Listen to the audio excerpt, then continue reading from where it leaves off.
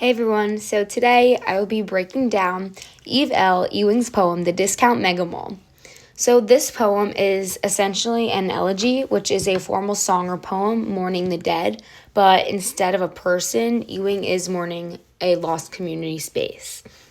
By using a really specific structure and a bunch of intimate comparisons, she captures this deep mix of personal grief and also cultural memory.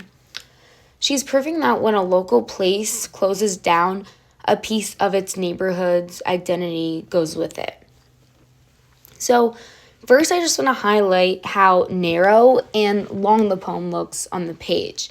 So, this structure is pretty unique because it's all in a vertical column, sometimes with only one or two words per line. Yeah, that's the case in every single line except the last one has 3, which is very different than most poems. And this deliberate way the author wrote this is because it completely forces the reader to slow down.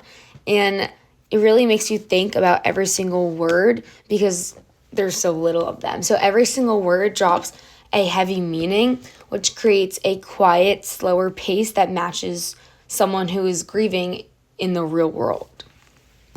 Next, let's take a look at how Ewing uses comparisons to show how much the mall meant to the speaker. She talks about tracing her name in the air like a gold necklace and like a signature on a grain of rice in a little jar. So these objects are symbols of personal value, culture, and pride. A gold necklace is a staple of neighborhood fashion and personal history. And a signature on a grain of rice is that really detailed microscopic art you can find at a local market. By linking her own name to these items, Ewing symbolizes that the Mega Mall wasn't just an ordinary building. It was truly a treasure of everyday cultural artifacts and individual memories. Finally, we should pay attention to how the tone shifts at the end.